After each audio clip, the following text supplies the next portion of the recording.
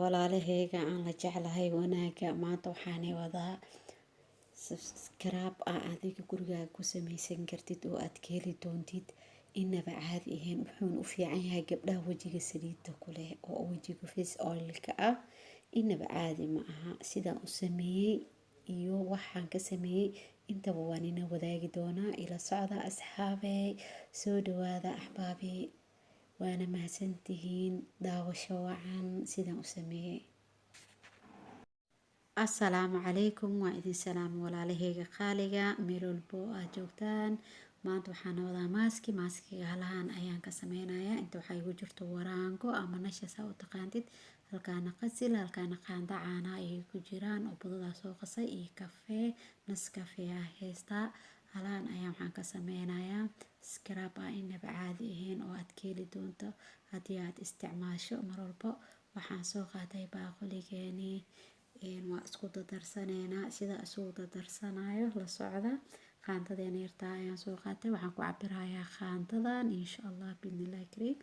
hal qaando oo iyo waxaan ku shubanayaa nus oo waraangada ah ama nasha sidaa u taqaantid. nashada aad ayay wajiga ugu fiican tahay, siiba dadka oo wajiga saliida leh. waxaa kaloo ku darsanaya qusaha oo cagaarka oo liishaha budada ah ayaan ku darsaday hal qaando iyo haaf. waxyar ayaa raacsanaya. waxaa kaloo ku darsanaya kafeyga hal qaando ayaan ku darsanaya insha allah sidaa ujeedaanba. halahana haddii aa wajigaaga marsid insha allah waad ka heli doontaa isbuucii 2 mar. aniga waa soo tijaabiyey waana isticmaalay.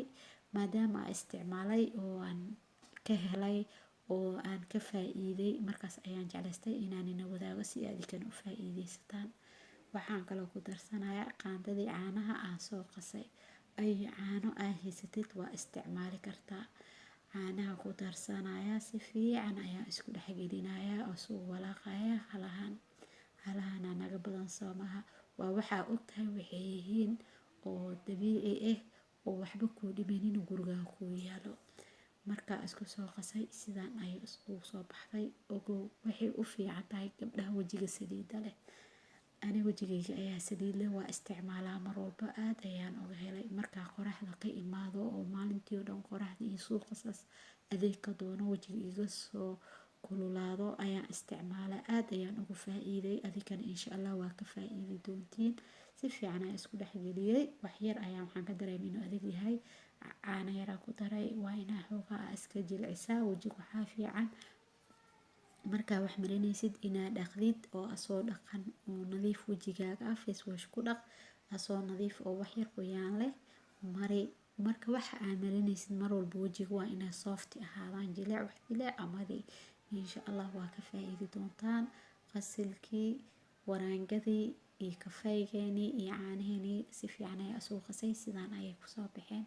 waa mahadsantihiin walaalahayga qaaliga. waxaanayna jeclahay wax walbo wanaag ah, wax walbo fiican inaan ina wadaago. asxaabtii hore iila joogtay aad ayaa ugu mahad celinaya. asxaabta cusub waxaan leeyahay waa mahadsantihiin, soo dhawaada.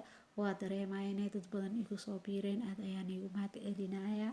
asxaabta cusub oo igu soo biiri doonto waxaan leeyahay idinkana waa mahadsantihiin. khayr allah ni siiyo. jazakallah khayr axbaabi, waana mahadsantihiin dhammaantiin. markii aad soo qastid wallaahi sidaan aa u marsatid kaala iska ark waad ka heli doontaa wajigaaga soofti.